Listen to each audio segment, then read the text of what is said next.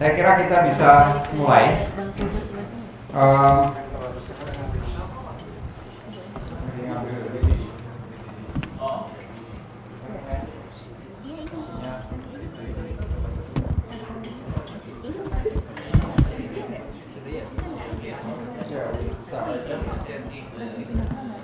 Waktu kita untuk sesi ini adalah sampai jam 3. Supaya ada waktu cukup untuk diskusi. Mungkin presentasinya per kelompok 7 menit. Cukup ya? Kan nggak banyak problem. 7 menit. Jadi ya kultum, kuliah 7 menit. Kita selesai jam presentasi kira-kira 2.30. Masih ada waktu setengah jam untuk diskusi, mendengar respon dari imam dan pastor juga. Saya kira langsung kita mulai grup Sumatera. Siapa yang menjadi juru bicara? Sumatera? Bandri, oke, please.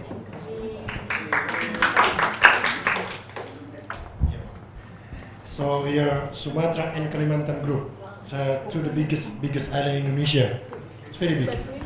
So we divide our discussion to four questions. First about potential and or actual conflicts. First is about the rising religious sentiments. The case is religious confronting issues, especially in Aceh and Kalimantan. And also Konun on house of worship. This is a case in Aceh, Konun. This is about Perda Syariah also in Aceh. And also burning house of worship in Aceh Singkil. And also Syari law in Kalimantan, house of worship permitted in Aceh and Kalimantan. And self-terrorism in Medan.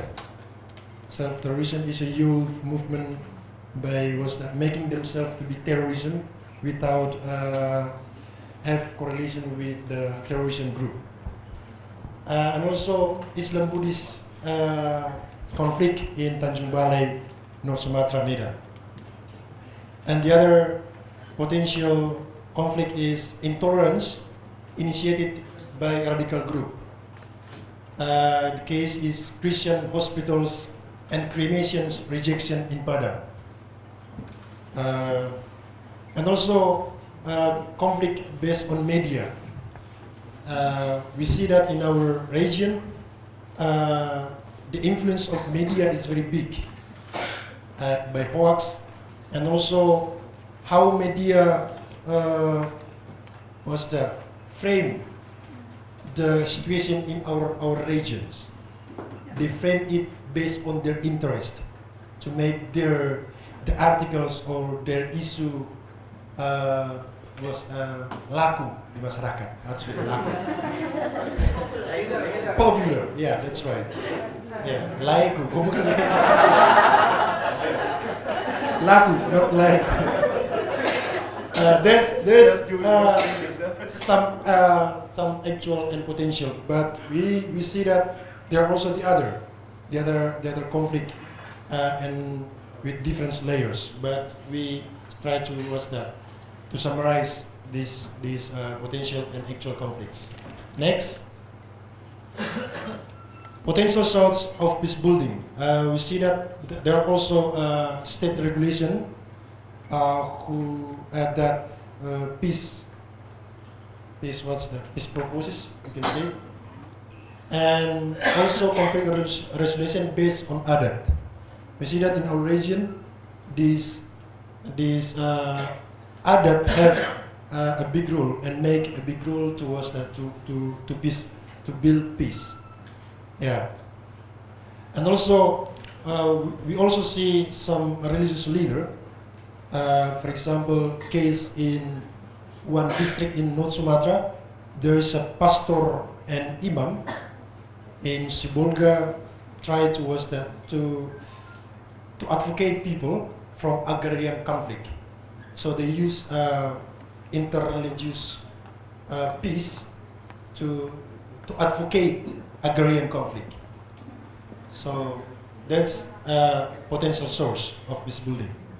And next, place for interfaith mediations. We see LBH, I don't know in English, Law 8 Board, in Padang. Legal Aid Foundation. In FKUB didn't work. Didn't have a big influence in the conflict in the region, as far as we see. The next is customary institution, institusi lembaga, lembaga adat, yeah, lembaga adat. Is also a place for interfaith mediation, and also AMAN, Aliansi Masyarakat Adat Nusantara. They have a big influence in interfaith mediation, and also everyday reconciliation and peace in grassroots level. And the last is Forum Komunikasi Penanggulangan Terorisme in Kalimantan Timur, East Kalimantan. And next, the most challenges. We see that in our region, prejudice is one of the most challenges issue, even in grassroots and also in our government and religious leader. So prejudice between interreligious and intra-religious religion. And also stigma, yeah, maybe very close to prejudice. And next is the rising of intolerant group and religious leader, very big in Padang. So many ormas, religious group in Padang, intolerant religious group in Padang, try to initiate some issue, some conflict there. And the last most challenging is using religious issue for political purposes.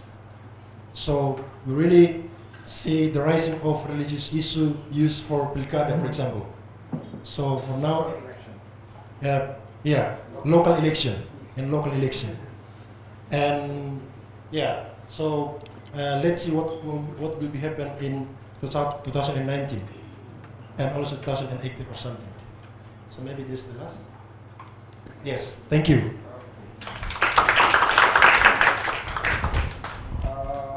Next, West Java, I think. Right? West Java.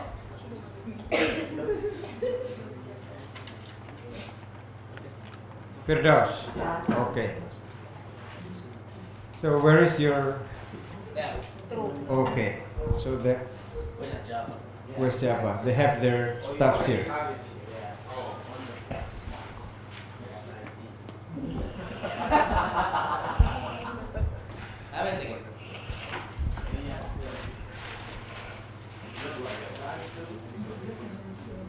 Okay, so the first question is about the kind of conflict. So as the background, West Java, I think we acclimate about West Java that is the most religious conflict area in Indonesia right now, and Aceh maybe. This is the most contested area for religious. So when we talk about the kind of conflict, the actual conflict or potential conflict, we didn't talk about how the conflict manifested, but we more curious about the motive of the conflict, the people that actor of the conflict. So there is two main motive for the people in West Java to integrate it in the conflict. First is that ideological. So it may be the sectarian, maybe the rising of Islamists, and also how the community itself, like Islam, Christian, and all organization is have their own interest. So, but there is also another factor that more people is actually mass people here, but there is some more higher actor that they actually doing conflict for resource or interest grabbing. And we talking about this, why we separating the conflict based on the motive, because it will it will affect how we handle that. The people that enter the conflict because more of ideological, we can talk, we talk with them, we can bring them to dialogue, based talking about how the religion bringing peace. But the people here, they don't care about. We should bring more state actor to tackle this issue. The people that doing conflict because resource of interest, we need more state intervention. But the people that here, we need more grassroots activity to bring them from conflict into peace. So sorts of peacemaking in West Java. First is grassroots movement. One is that right now rising is survivor, the people that once victims of religious conflict or violence. Right now they more and more of them become aware of first fighting for their own right, but later they also helping another community or issue. So and then religious leader, but mostly young religious leader. So there is some many progressive leader like in NU in Tasikmalaya, Sunda Wewita in Kuningan. You should explain that. Yeah, NU is one of Nahdlatul Ulama is one of the biggest Islam organization in Indonesia. One is Nahdlatul Ulama, another is Muhammadiyah. But it's very diverse. The Nahdlatul Ulama is very diverse. So the Nahdlatul Ulama that very progressive in Tasikmalaya is very different. The same organization in Cianjur in another city will act very different on the peace resolution. And then also we also noticed that culture or adat, kelompok adat, they also actually have resource and credibility to initiate peace building, because when people fighting because of religion, maybe we need to talk we need to enter them not using religion but using other means, that is culture. So there is some organization like Sundawari, Tasikmalaya, and there is also movement by Dedi Mulyadi that he also using culture, Sunda culture to building peace. And then, okay, this place for interfaith, yeah. So where the place peace building or peace initiation happen in West Java? First is that some pesantren actually doing that. Pesantren is Islamic school institution, traditional Islamic school institution, and also some using the government facility like FKUB, something is work actually, but it's very depends on how we mapping the city or the area. So the religious leader that progressive in one area, we cannot doing that in another area. So professional or interest-based institution, we also right now have we also trying to bring like journalists and lawyer association to also join the movement. Academia and JSO, yeah, I think two of these actually they leader on this area for a long time, but the problem is the resource that the JSO have is limited, and so the problem right now when about the how actually not about the peace building itself, but how to make the movement is bigger and more integrated. How the resource that JSO have, academia have, the professional interest group have, and also pesantren have, we can combine them into one more integrated movement. That's all. Okay. And thank you for using exactly more or less, not more than 7 minutes. Probably I should give a big explanation to Imam Ashafa and Pastor James. I mean, you will hear or you have heard two terms which has been used a lot. Adat. Adat, A-D-A-T. That's how it's spelled. That's customary law. For example, Adat law is customary law. So there's an institution. There's also recognition by the government of the existence of Adat. Sometimes it's also called local cultural wisdom. Yeah. And then pesantren is Islamic boarding school, something like madrasah, but don't compare that with madrasah in Pakistan. It's also integrated, most pesantrens are integrated into the national educational system. So they also get not only religious sciences, but general knowledge, and they are mostly in rural areas. Formal. Formal, actually. Non-formal. Sometimes, usually it's integrated. So pesantren also has a madrasah, which is formal education, and the certificate is acknowledged by the government. But pesantren itself, it's like a larger educational system.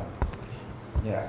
Outside the Western, outside the secular educational system.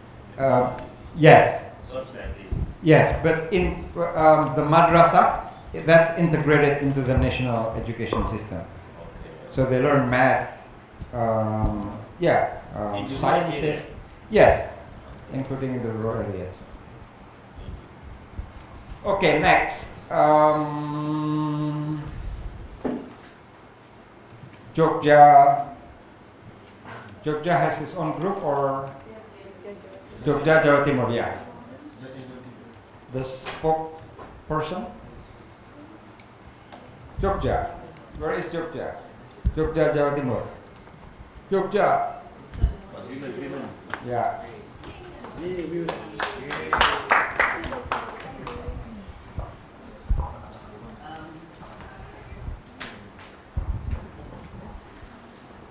Thank you. So we have 6 of us, 3 of us are from Jogja and 3 are from Jawa Timur, and all of them our Christian friends who are from seminaries and Christian universities.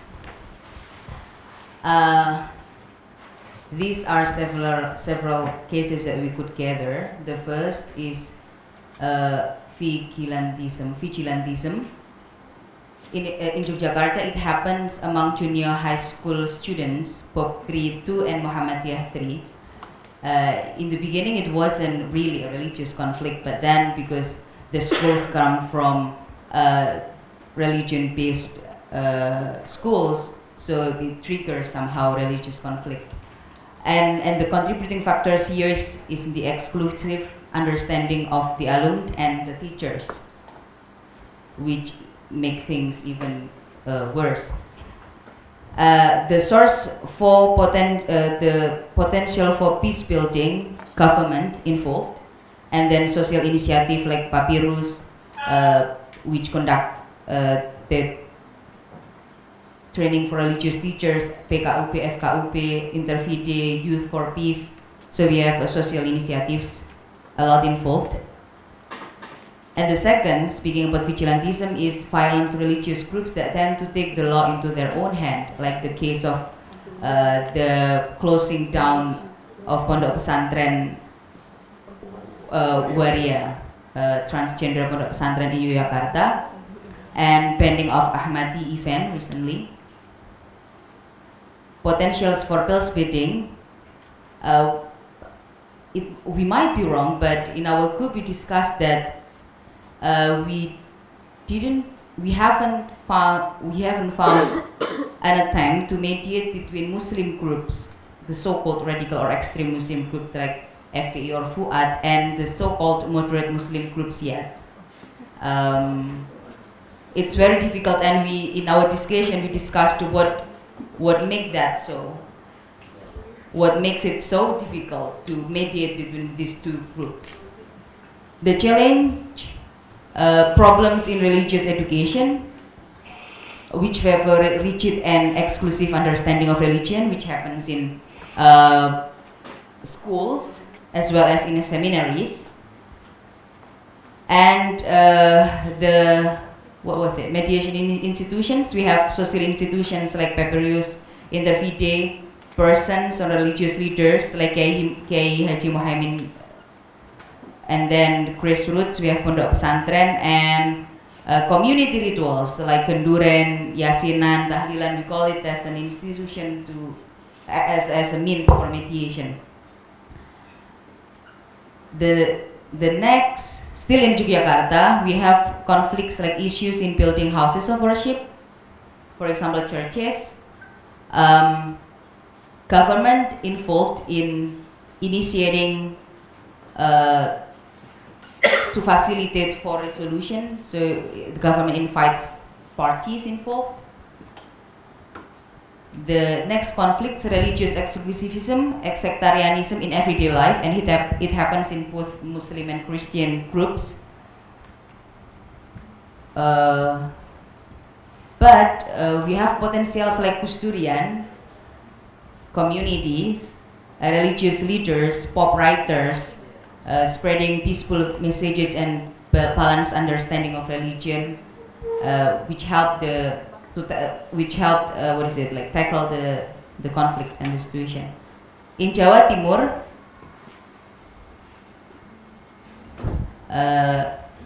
in University of Petra and Chinese Christian communities in Jawa Timur or East Java, Chinese community in Surabaya tend to be more exclusive after Pilkada Jakarta. The rise of evangelical church after Trump also tend to mainstream a more exclusive and apologetic look of interfaith relations. The contributing factor is the minority complex. We discussed a bit about it. Due to the long history of discrimination against the Chinese community. The potentials for peacemaking is the good relations among religion-based universities. For example, Petra University has a good connection with State Islamic University in Surabaya. Jaringan Kusturian has conducted very good job in East Java context as the mediator. And even they also reach out to the Christian universities and communities to build dialogue. The challenge, let me move on to the next conflict.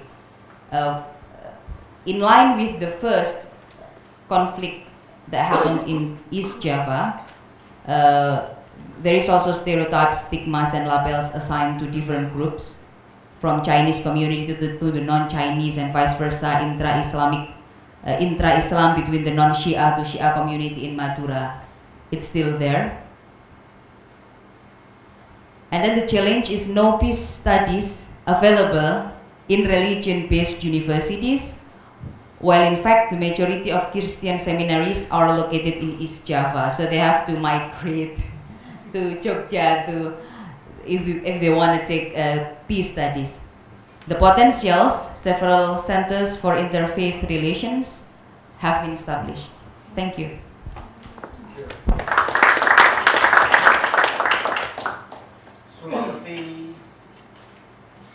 Sulawesi, Nusa Tenggara, Ambon, Papua. Iya. Ya. Oh, Jakarta ketinggalan. Jakarta dulu. Jakarta aja dulu. Jakarta dulu. Hah? Jakarta banjir. Jakarta, Jakarta. Jakarta, Jakarta. Gimana dong? Mengerti semua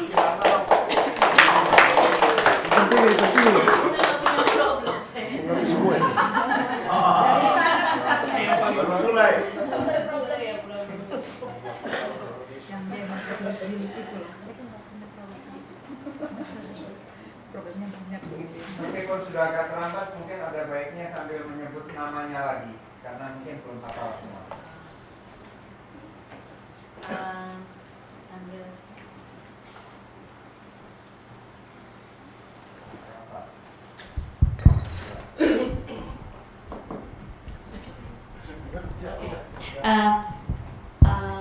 For the Jakarta group, we have myself, Stella, Anna, Ayu, Karen, and Dani. So basically, what we share during our discussion about the issues of conflict is based on our different background of work focus of because, for example, I work as a researcher, but I also experienced interfaith marriage, and then Karen has a interfaith relation, but and then Anna worked at Kalyana Mitra for gender issues in Penjaringan, and then Ayu worked in Indica Foundation, and she experienced arranging a homestay program for children from different regions in Indonesia. And Dani worked for PPIM UIN. So what kind of actual or potential conflicts between religious community in our region over what issue? So what we can conclude from our sharing and discussion in our group, there is a fear, repression, exclusivism, and marginalization. So regarding fear issue, for example, Ayu gave example of her experience arranging a homestay program for children and youth from different regions in Indonesia to stay in a different background families in Jabodetabek or Jakarta. So for example, Hafifa, a girl who never been exposed to different faith. She's from Pontianak, 20 kilometers from Pontianak. She's Islam, from an Islam family. And then when she joined this homestay program, she has to stay with a Chinese Christian family in Jakarta. At first, she has this fear whether this Chinese Christian family will accept her in the day-to-day engagement during the homestay program.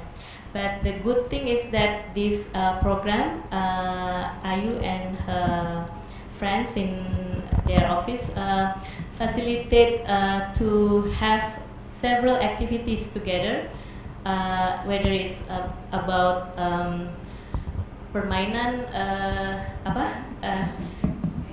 games with other children with different backgrounds in that community, in the homestay community, and then visiting museums together, doing so many things together. And regarding the repression, as we know, the law, marriage law number 1, 1974, against interfaith marriage. So this is, for us, is a repression because as we know, religion is our basic rights. So it should be okay to have interfaith or intermarriage. And what the cases that I can highlight is that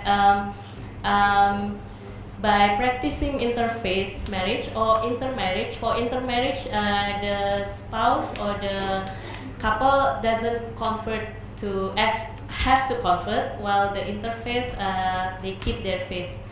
And by doing this practice, both families will be exposed to different faiths and understand that the stereotype or prejudice that they have before, because of the media coverage about the Islam extremists and whatsoever, can be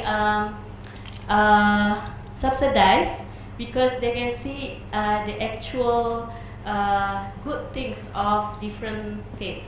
For example, I can give my own example because my mom is a teacher on Christian religion in one school. She has this fear: if I get married to my husband with a Muslim background, then I will be I have to convert to Islam, and then he can marry 4 wives, for example, and he have these extremist values of Islam. But then my mom can see that it's okay to have a Muslim husband, because then we get engaged peacefully, and my mom become a peaceful agent because she then can give examples to other potential interfaith or intermarriage couples that it is okay to practice this intermarriage. So exclusivism is because of what Danny gave an example is about Tridharma group. It is a folk religion actually of Confucianism, Taoism, and Buddhism, if I'm not mistaken. But because in Indonesia it's only 6 religions being recognized, so this group, the members of this group have to choose among the 6 religions that being recognized by the government. And also, when I did my project about Peduli program of local religion, I took a visit to Medan. It's about Parmalim group. This is also a local religion, and they were being oppressed by the mainstream Christian, especially HKBP group, to because they don't eat pork, so this mainstream group consider them as strange, and also because they are Batak or North Sumatra ethnic group, but they don't worship like in the church. They have their own worship house named Parmalim House. So this exclusivism is also a problem, and also example or marginalization, and also example in Penjaringan where Anna worked, because in Penjaringan majority of them is Muslim and hardline Muslim. They have this kelompok Majelis Taklim, which is being institutionalized under the PKK group, and they have this 3 times a week religious discussion only to share hatred about Chinese, Christian, or other minority groups, and they, as if they live in a very small group of their own members, considered as, for us, hardline Muslim. But beside these potential conflicts, we can see positive things of potential source of peacemaking. which is initiatives to make youth or children being exposed to other religion of faith, like the example of homestay program that Ayu gave example of Sabang Merauke program. Sabang Merauke is the abbreviation of apa lagi yuk? Seribu anak bangsa merantau untuk kembali. 1,000 children of youth of Indonesia stay in different families with different backgrounds to come back to their hometown and share the values of pluralism. And New Creative Way is one of the examples by Karen, the book of peace building. We share peace building through the galleries of photos of human interest. Okay, and then the other potential is role of culture. So we have to accept that in every religion, because originally in Indonesia, it is the local religion that came first compared to the mainstream religion. Then we have to adopt the culture in our religion. That this is the thing that can make peace, because we have a same adat culture background. And then everyday engagement, for example, in my families or in other interfaith families, we visit each other during Lebaran, during Christmas, and if we want to have family gatherings, then we don't cook pork, or we don't use the same utensils to cook pork. And mediation from civil society organizations, the example is like from PPIM, UIN, or from the group Aliansi Sumatera Bersatu in Medan, that mediate the minority groups to have everyday engagement with the majority groups. And but the place for interfaith mediation is person-to-person mediation, and then take the issues to local or national government.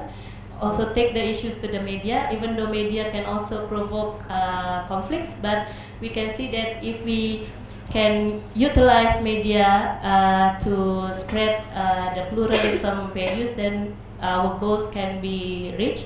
And role of families, role of culture and local leaders, and everyday engagement. About the challenge, it's only one. This building is expensive. It means that we have to make efforts to create this peaceful environment in our societies. That's all. Okay. The last group. Sulawesi dan Papua. Nusa Tenggara.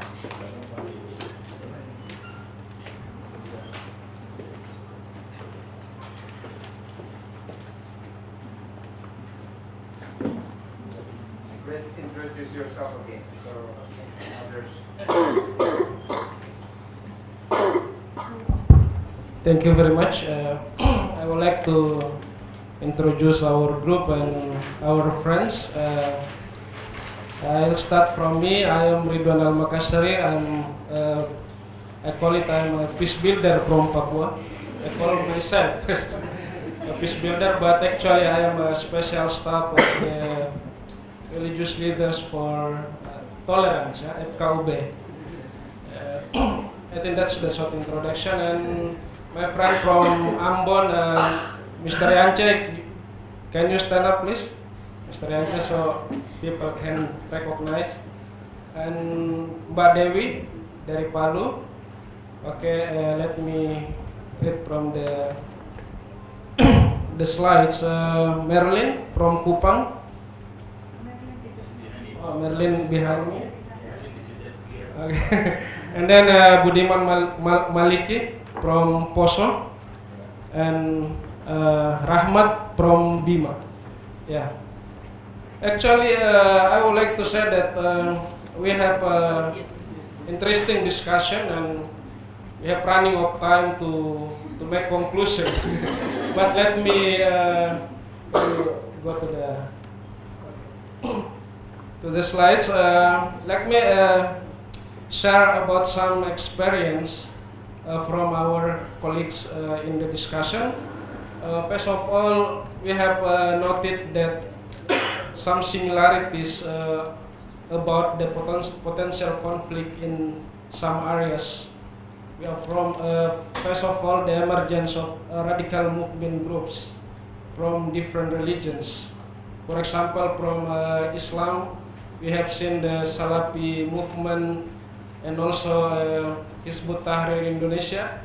We can find it in Kupang, as well as we can find it in Bima. Bima related to Majelis Muslim Indonesia.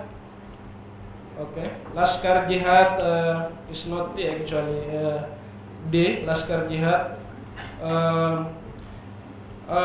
They were fighting in Ambon conflict, and to some extent they have deal with some violence in Poso. Maliki is the expert of this Poso conflict. Yeah. He can share. And we found that the emergence of radical movement can become as a source of potential conflict in the future. Also, we had found that Poso and Ambon experience it, and we can categorize as post-conflict.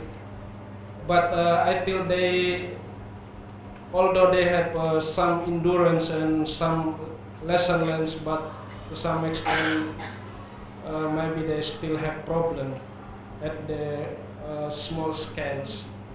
And in responding to the potential conflict, generally local government and civil society organization can handle the potential conflict.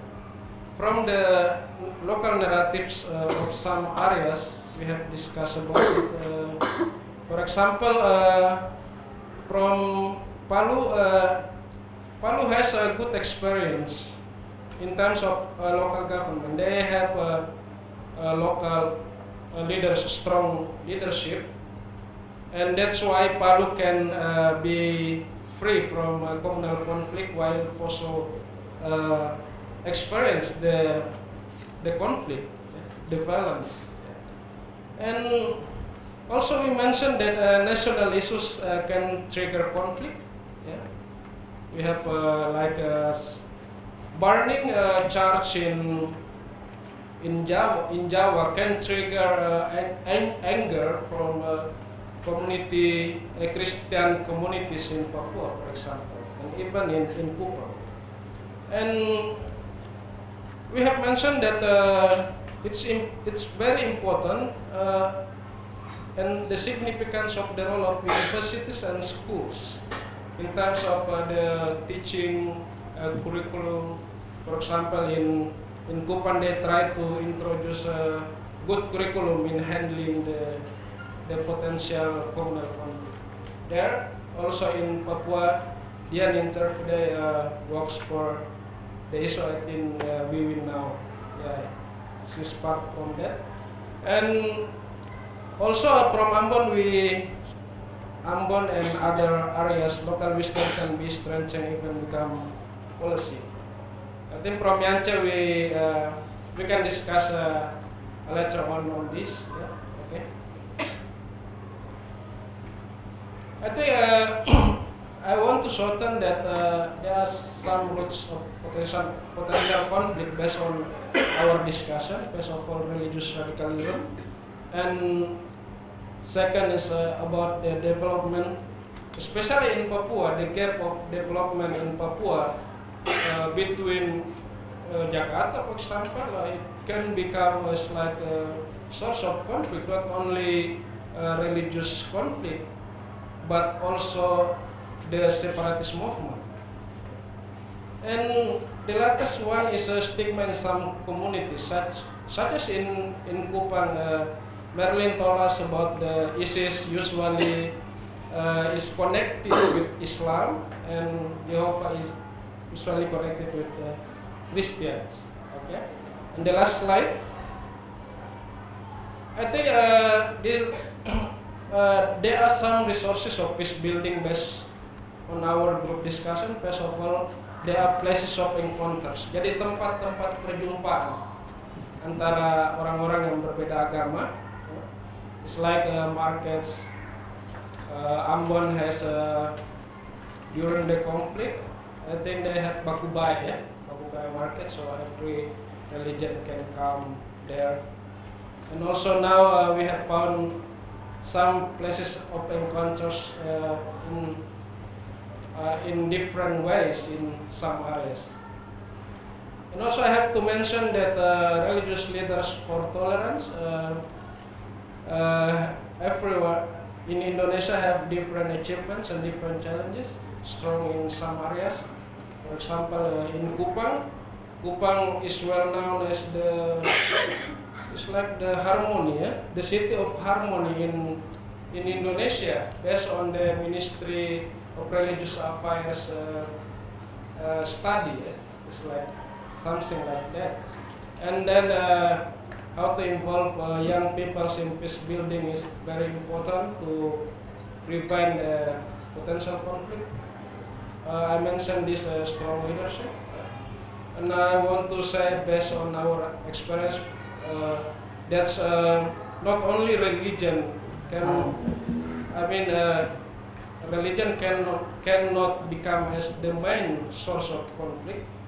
Or I put it in different way, that there is no pure conflict, religious conflict in Indonesia, but it's related to political and economic as well. So that's from our group discussion. Thank you. Thank you very much. We can already see how rich actually the experiences of the people around here. Which actually, if much of it were written, I think we would already have a good source of both conflicts and initiatives at peacemaking. So we have half an hour, more or less. It's your turn to respond to this, and then we can continue with the discussion. You're free to. Okay. I was looking at you, but talking to him. Yeah. So you're free to respond, ask questions, or you make comparison with Nigeria or other places you visited. Please. Great. Thank you very much. For me, do you clap for yourselves here? Listening to you, I was picturing your regions. I was just imagining the waters, imagining the vegetation. It's like I was carried in a visual trance of looking at the terrain and the trending of conflict issues that came as a result of your peculiarity. And each context has our own peculiar way of seeing the things that happen. And just like the last speaker, he says there are overlapping issues. There are similarities across the region. And for me, if I'm to analyze, and I will bring those overlapping things that repeated themselves more in each of the region and prioritize. I will say, if these are the issues on ground that we must tackle, where do we speak about these things together? I'm singing in Papua. Somebody is doing it in Jakarta. Somebody is talking the same thing here. For those policy makers who can bring about change. So for me, if we have to analyze these materials, I see them as raw materials, conflict materials that you have generated. And then we need to analyze them and look at them and see how we can bring out the real issues and prioritize and begin to attack them strategically. Strategically here is, if the people from, you see, I'm beginning to know the region by the reason of what you said. I've spoken about Papua. There is another country here, another people, a group of people here. this is which country? Central. What is central? They will say this is the center. Somebody say this is the center.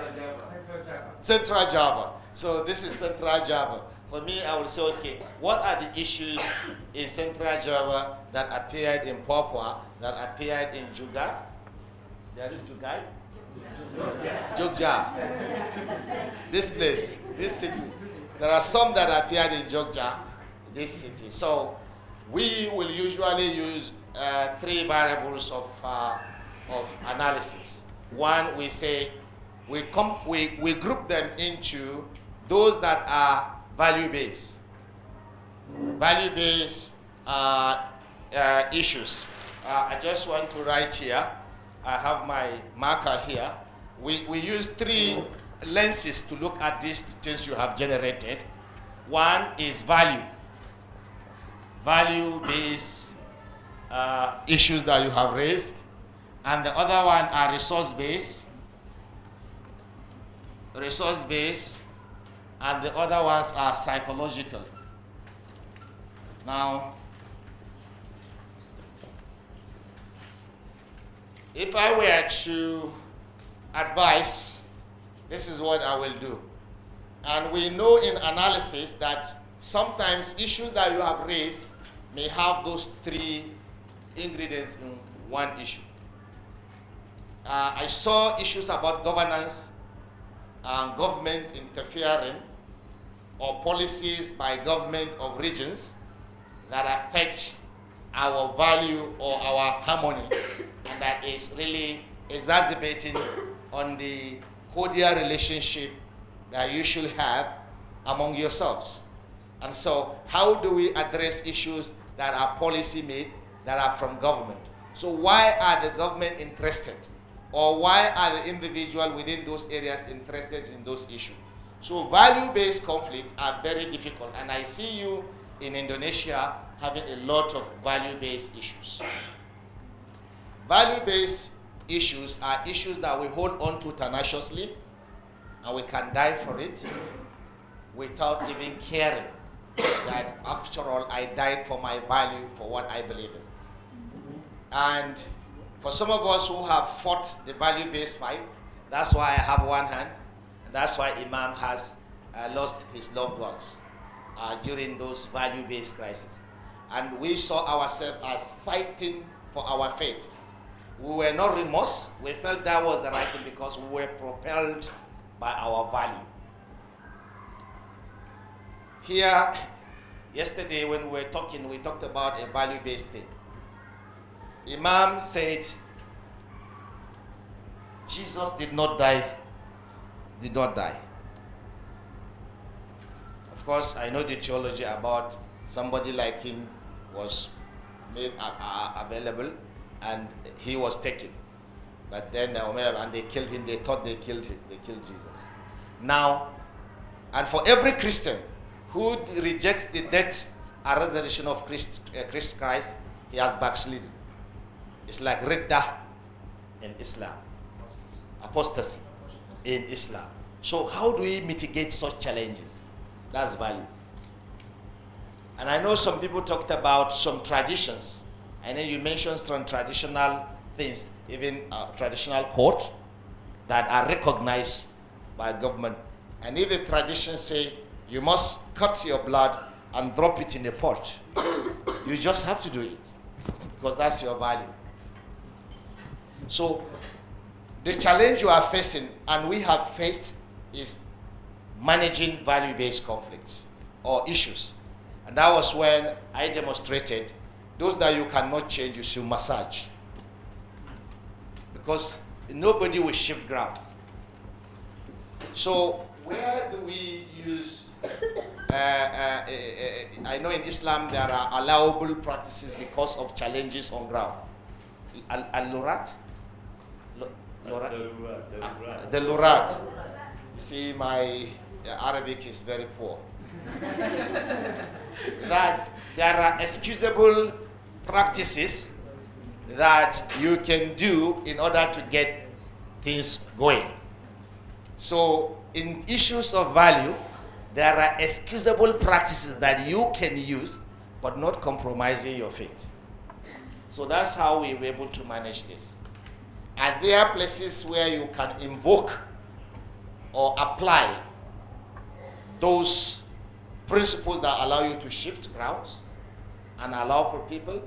And there are scriptures in the Holy Quran and the Holy Bible that allows you, and other scriptures of other traditions that I do not know all. I know we are from different religious tradition here. And there are those values that you can say, I am doing this based on this ayah, based on this verse, and based on this surah. That is what we will be sharing with you later, tomorrow, on other strategy and methodology that we use. Number 2 is resource. Certain things are done, certain policies are put in place because at the back of the person who is putting the policy is resource. Now, for some people, they believe where people are corrupt, like in other nations we have met in Africa, they will use the religion because they want to put in place a leader that they can use to siphon the treasury of the government. But they will bring religious policies to cover. But deep behind them, in their mind, they want to access to power in some African nation, I don't know, in Asia, is access to resources and access to money and to will the money to whoever you want. If I'm the president and I want to give the Minister of Petroleum, which is the golden egg in Nigeria, I will look for my brother and give it to him. And practically speaking, in a way, it has reoccurred in Nigeria, where when the minister, when the governor or the president is a Christian, he tried to put a Christian minister of petroleum. And people say, no, he's putting behind that is resources. So as experts, as people go into the field, you must analyze issues. When you say radical groups, for instance, why are they radical? Why are they doing it? Are they doing it because they want to convert? Or are they doing it because they want to have access to the power, the resources in the country? Or are they doing it because of their psychological? Because some will do it because they want self-esteem. They want to feel like heroes. They want to feel great. So why is the person doing what he is doing? Why are these issues trending in your community? What is the frequency of the radical groups showing? What are those national issues? Why are you burning places of worship? Whichever one. In my country, we used to, in those days, we used to compete over how many churches did the Muslim burn, how many mosques did the Christian burn. And at the end of each conflict, you say, how many people do you kill after all? You say, oh, we got just 30. You say, oh, God, that's too poor. Next time, get 100 down. Now, why are we fighting over, even we are competing over killing one another? We are competing over destruction of place of worship. You know, if you touch a place of worship of somebody, you touch his value. And so those conflict entrepreneurs, those who use conflict to get money, will want to touch the places that are more sensitive to you. Most wars are fought because of the manipulation and mind control by politicians and religious leaders and ethnic leaders in order to gain access to, and power to control people. So these three things come in play. Wherever you see the value-based V in your analysis, know that it's very strong. You have to do a lot of work to change, to move people away from that. Time will not permit. We'll have gone through each of those things and see which one has R, which one has V, which one has P, or which one has R, V, P, which one has only R and P, which one has just V. By the time you do that, you now cluster. You now put them into clusters and begin to address them. So we now look forward to a time where, as you leave this 3 days workshop, you are given capacity to analyze conflict and to provide solution. You brought solutions. I saw a lot of solutions. But those solutions have to be smarted. You have to put them under SMART analysis. Is this sustainable? What they do today, is it what? Sustainable. Number 2, can we measure the impact of your, sorry for those using camera to catch me, I move a lot when I talk. So I like to feel the energy of the people that we are facilitating. Do you know what he told me? He said, by your father's permission, I want to go out. He did what we call cultural intimidation strategy. You know, if you beg for water, please, because of your father, that the respect of your father's name, can I have this water? You will say yes because you respect what? Your father. So we have different strategy in moving people's position. You can use their culture, religion, which we call divine intimidation strategy. You invoke divinity to get people to shift grounds. You bring the Bible, you bring the Quran and say, the Quran say this. You know, yesterday I gave you Hebrew chapter 12, verse 14 and 15. Allah subhanahu wa ta'ala was saying there, if I would have said it in my language, it sounds very good, but you could not understand. But he said, follow peace with all men and holiness. Conditional. If you don't follow peace with all men, he said, you will not see your Lord. So every person who wants to go to heaven, if he's a Christian, must look for peace with everyone. So that's divine intimidation strategy. If you don't want to go to heaven, then don't go for peace. But if you want to go to heaven, go for peace. Eh? He says, when you meet an ignorant man on the road, and he tried to provoke you in Islam, you say, Qalu Salam. That's so. You say, I'm for peace. No, Imam is not here to read the Quran. But oh, he's back.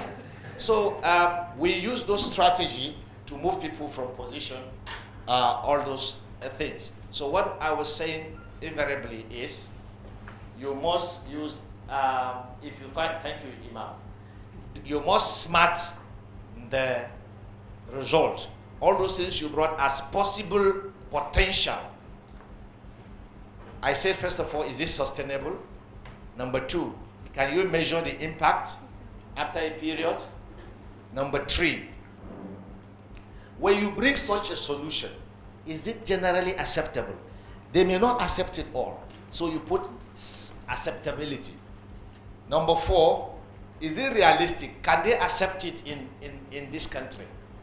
Can Indonesia accept it? So because of space, I will do this and I will be wanting you to, because they say blessed, I keep saying, blessed are those who keep to time. So everything you do, as those things you brought out, if you give me time, I will say you smart it. Is this sustainable? Is this measurable? Is it acceptable? Please pardon I have to learn to write with the left. Is it realistic? Can you do it within a time? Some people create English and say time frameable. Professor, I don't know whether that is good English. Can you do what you are saying as the way forward, as those resolutions are potential way forwards? Is it sustainable? Can you do it and sustain it? Number 2, can you measure the impact after a period? Number 3, can the people around there accept that thing you are suggesting? Number 4, is it actually realistic? You can do it? You query yourself, and then you say, can we do it within the time? So going back to RVP, RV resource, RVRP, value, resource, and psychology, psychological, you have contextualized those things you want to do. Number two, you have smart them and you see that they are realistic. Any one of the solutions, the way forward that does not pass through these 5 measuring screens, you did one, is it acceptable? Is it sustainable? You say, okay, yes, this is sustainable. For instance, let me give an example of that and I'm gone. If you catch somebody with your wife and you met them in the very act, what will you do? Kill him. That's one. Good. So you see, I like to do this analysis. Let me get this and I will be gone. Imam, he say, let me see the actions. Kill him. Yes? Any other thoughts? What will you do if it were you? And if it's a woman, you caught your husband with another woman. What will you do? Not only the man too, the woman. What will you do? Kill him twice. Oh, that is the woman. You are not thinking for the woman. He said kill him twice. I love that. I can even write that. But kill him is kill him. But kill him twice, kill him dead. Okay. Any other one? Sincerely, what will you do? I'm just going to do this and we will be done. Any other one? I'm told Indonesians are very shy. Is it, yes, my brother. Reflect. Divorce. Yeah? Doing reflection, introspection, what's wrong with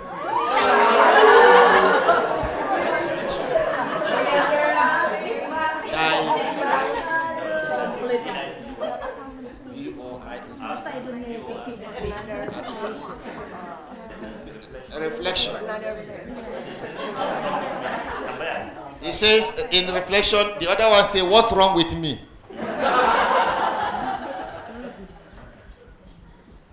Yes? Any other one? Some will do suicide. Suicide. Suicide, okay. What will you do again? Any other? Looking for another man. Huh? Looking for another man. Look for another man. Revenge. Sustainable. Psychology healthy. And Look easy for to another measure man. The impact. You see? Now. Man, okay. Screaming. Call the police. Now. Any other one before I end? Very kind of you. Dialogue.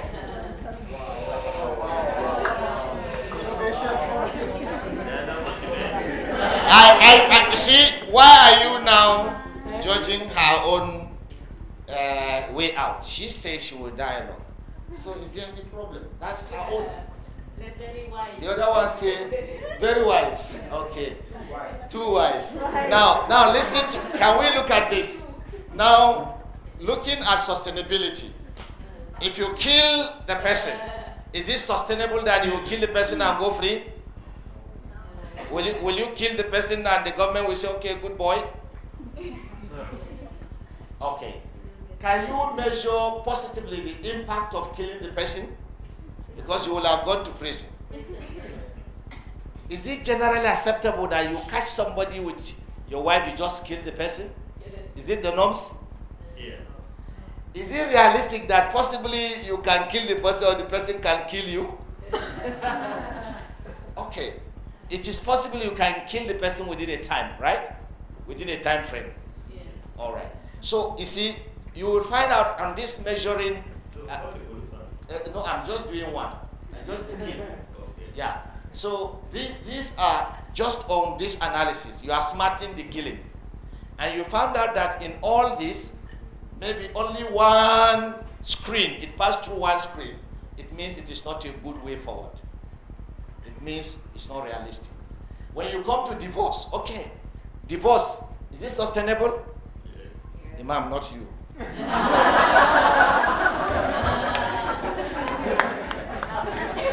Is it, can you measure the impact of that divorce on your relationship? Positively, negatively? Don't mind my face. Is it generally acceptable that you divorce when you catch? Is it realistic that you can divorce? Can you divorce within a time frame? So this is a good way forward. Did you see what we are doing? Now let's go to reflection. Is it sustainable that you can reflect when you catch that thing and say, what's wrong with me? Why are you laughing? Is it not possible to reflect? Is it measurable? Can you measure your capacity to reflect and to take action? No. Is it generally acceptable that when you see something like that, you reflect? Okay. Is it realistic that you can reflect? Yes. Can you reflect within a time? No. Oh, really? It will take time. But at least we have 3 of the variables. So it will be a possibility that you can reflect when you see such thing like that. Before you take action. Before you kill. Okay, let me take 2 and I will be done. Is it okay to commit suicide? Is it sustainable? No. Is it can you measure the positivity in taking suicide? Committing suicide? Is it generally acceptable that when you catch somebody with your wife, you kill yourself? Is it realistic? You can kill yourself. Okay. Can you kill yourself within a time? Yes. Okay. Out of the 5, how many do we get positive? 3. Is it 2? Imam, stop. Imam is micromanaging me. Stop micromanaging. Which participant? Did you commit? You are eating my airtime. Okay. All right. I finish, Imam. Now, revenge. Let's end with revenge. It means the person who said revenge was a woman. I heard the voice clearly. In this community, if you catch your husband with another woman, revenge another man is another man. Is revenge sustainable? No. Is it? Can you measure the revenge by types of the impact? Yeah. No, don't look at my face. See what you want to see. Okay, it's half. Is it generally acceptable that when a woman catches her husband with another woman, she go to revenge? Quarter, yes. Is it realistic that you can revenge? You see, it's the men that are saying yes. Where are the women? I have yes. Can you do that within a time? Now revenge is half. See, you have analyzed the whole thing. So if you go back to the materials that you have brought from all the regions, first of all, look at them under psychology, value, and resource. And then group them. When you group them, the next thing is this solution that you brought, the possibility, put it under SMART. Will it be sustainable? Will it be realistic? Can you actually do that change that you expect you want to do? If you cannot do, drop it and pray about it. Next time you re-strategize and take another solution. So on this note, I call on Imam. Just to say, from what I have heard, we have common problems. It's all over, it's a human problem. But then our values influence what we do or we do not do. And I see you as a very religious nation, just as we are. But I think we are more religious than you. Yeah, can I tell you why? In Nigeria, if you want to market anything, just use religion, people will line up and buy. If as a pastor I say, if you take this water, it purifies your spirit and you go to heaven. People will come queuing up to buy this water.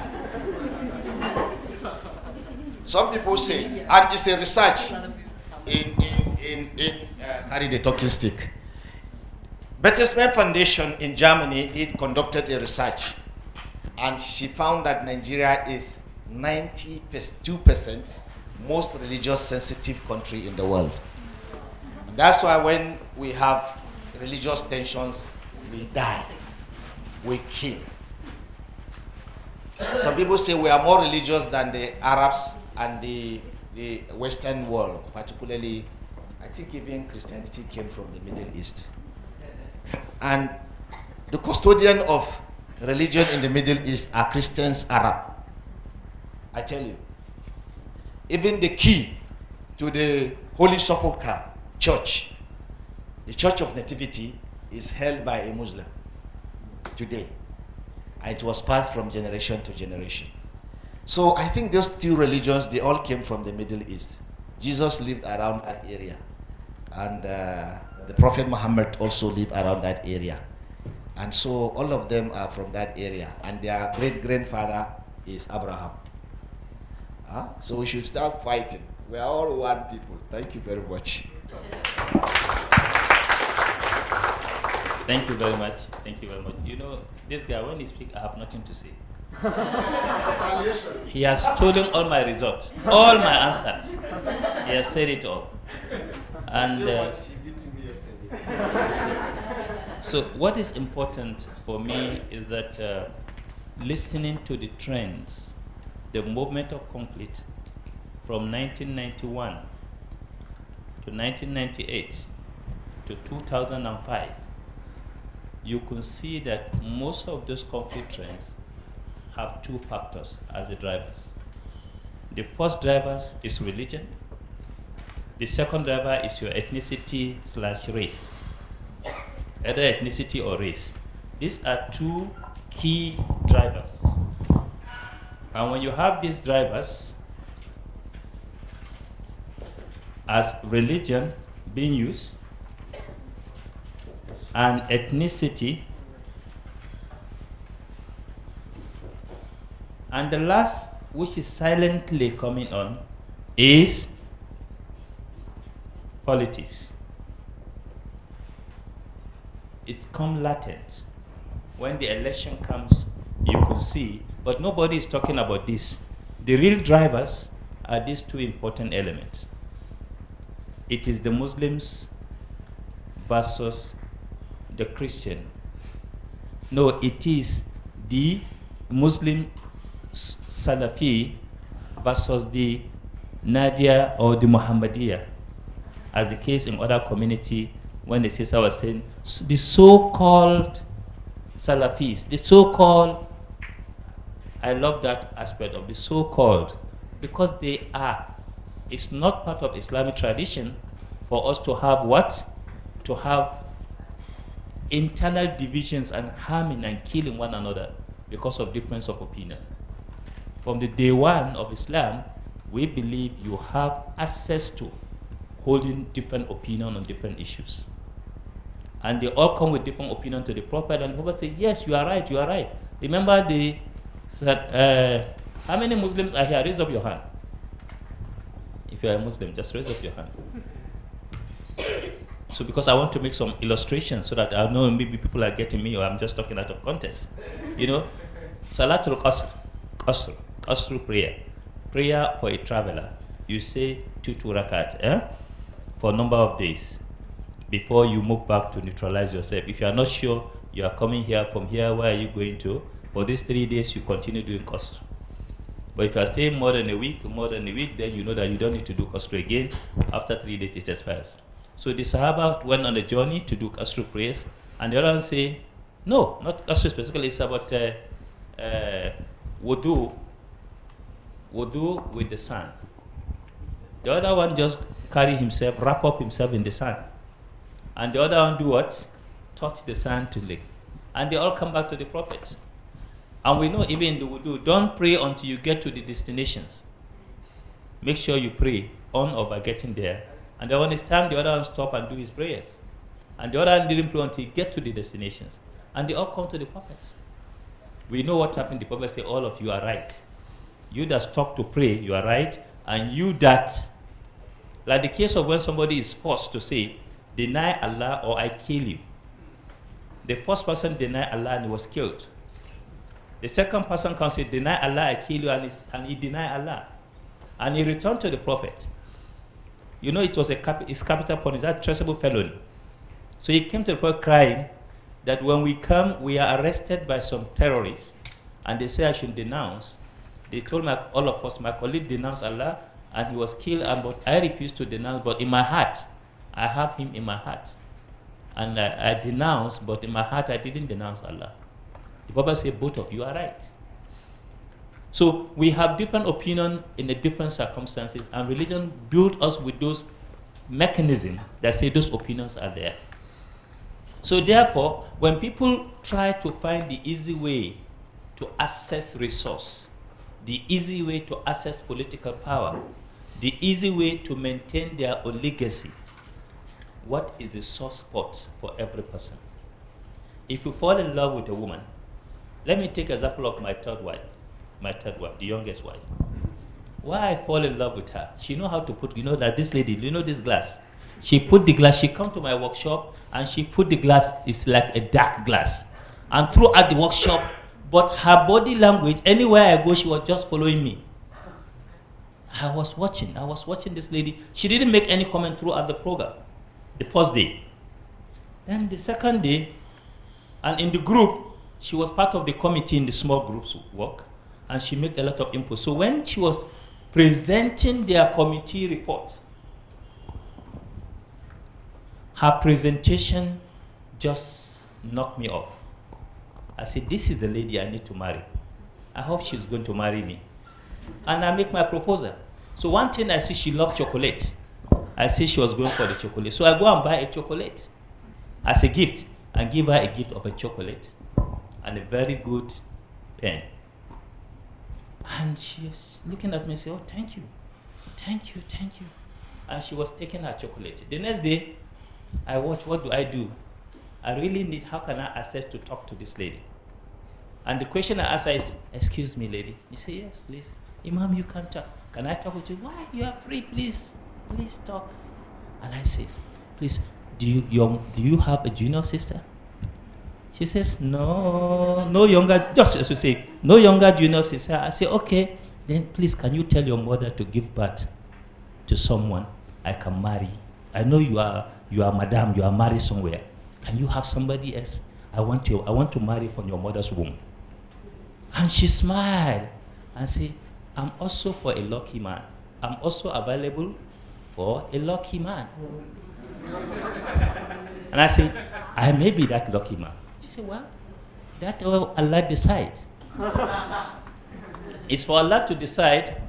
So the soft spot is what? Is chocolate. For me to assess ability to talk to her. Today she's my wife. She's the mother of my children. Mardia. She gave birth to my number 28. Number 28 of my children. So what is important is for you to know that people can use anything to assess anything. And for you as an expert, either it is religion or ethnicity, they say, throw the carrot.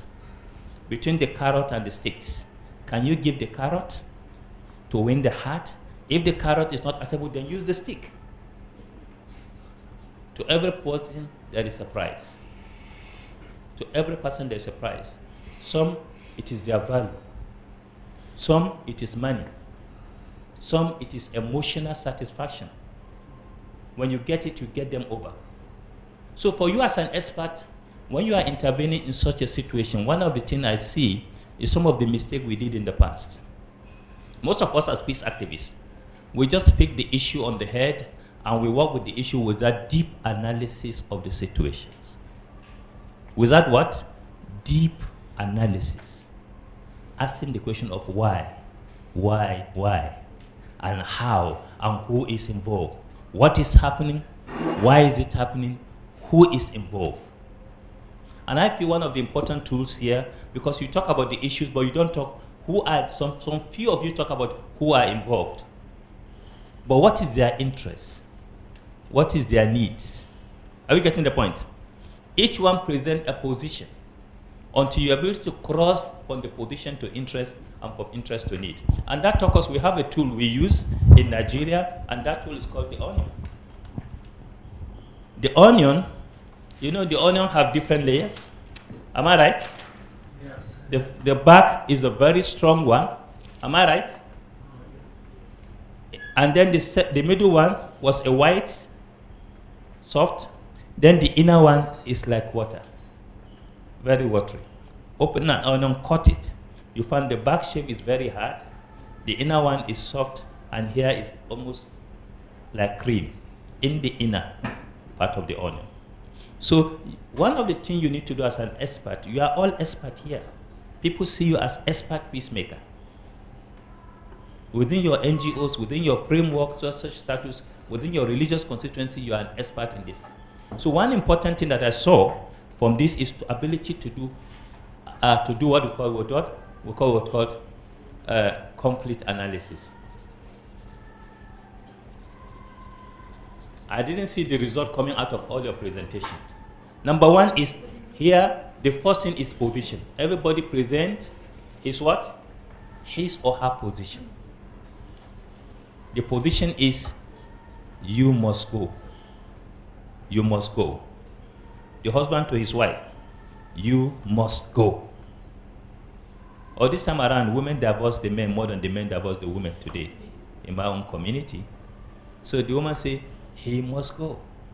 Why must he go? Then she has a special interest.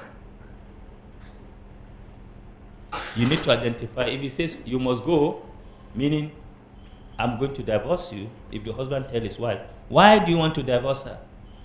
He has an interest. What is his interest for divorcing her? The interest is she doesn't have a time for me. She doesn't have a time for me. She's always there, going to work, going this, doing that, doing that, doing that. What is it? She doesn't even know how to cook. The question is, she doesn't even know how to cook. So the interest is food. Am I right? Yeah. But what are his needs? What are his needs? The key important element, what are his needs? There is no emotional attachment. No what? Emotional attachment. That emotional attachment she's missing, because of he is missing that, he feels he doesn't need her anymore. Every time when it comes to that emotional side, she's always in her room with her children. You know, especially when a woman have 2, 3, 4 children, she always hug her children and go to sleep, forgetting the man. When they are alone, they are in the closed door. When the two of them are single, immediately with marriage, they are like this, bound. When the child comes, they become like this. When the other child comes, they move. When the third one comes, then they have different beds, different rooms. As they grow, different bed, different rooms. No more attachment. You know, please, my son, my children are coming. And the more he grow or she grow, he start thinking of, or she start thinking of what? My grandchildren are coming. So at the first, it's always hugging, kissing. When we grow to the age of 60, from 50, 60 and above, the age of pastor, you dress like this. Okay, you look nice. He remove the glass to see you very well. You need to put a glass to see you very well. Then after 60, from 70, you are there, he's there. She has become the man, he has become the man also. The man, and they don't see any difference anymore. So that emotional attachment is the missing link. So that is what is needed. If he didn't get it, because there is no, I need it, I'm not getting it, I don't need her anymore. He's not considering the emotion attached the mother have to her children. We call him the big boys of the house. If he's not getting it, he either go to revenge outside by having something else outside, or, so the need is emotional attachment, the issue, the interest is she doesn't know how to cook, and the real position is she must go. So in every state conflict situation, you must be ability to break these barriers. This is the first important element.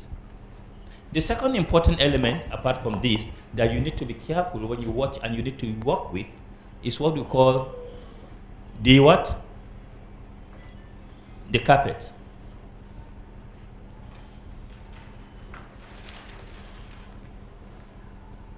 Okay.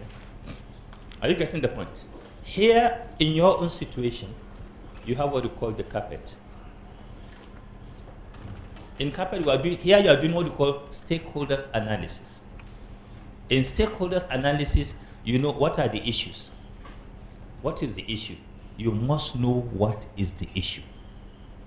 Are we getting the point? Because in position, interest, and need, you have come up with the issue. Are we getting it? The real issue is the need. When you get to the need, then you now come to say who is involved, what is his interest, and what are their needs. Are we getting it? So here is, you have the Salafiyah here. You have the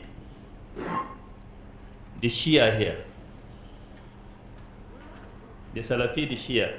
Who are they? Interests and their needs. Who is supporting the Salafiyah in Indonesia? Here you say, here, the alliance.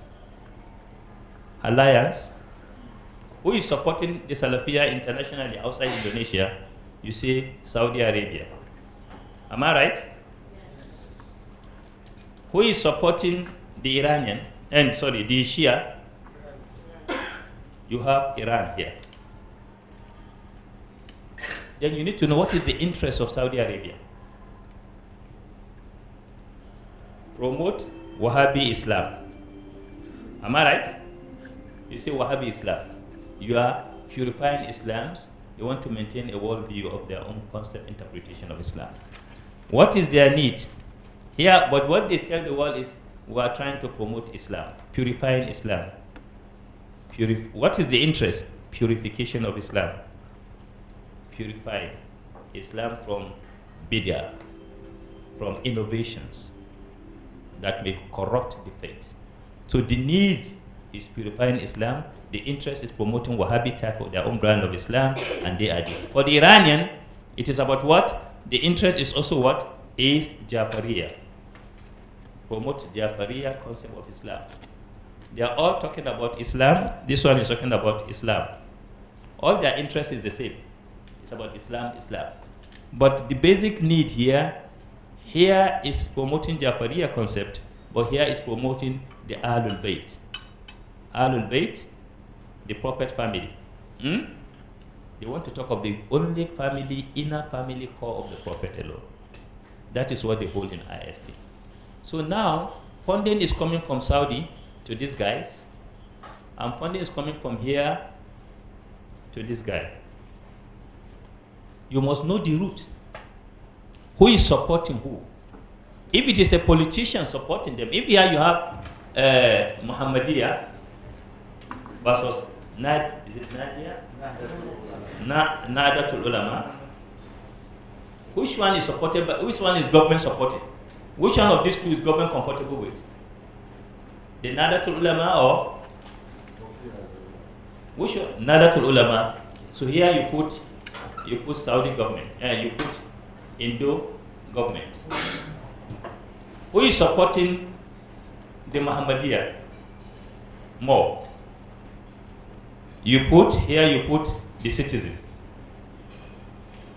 So now this is a government organization by Prozi.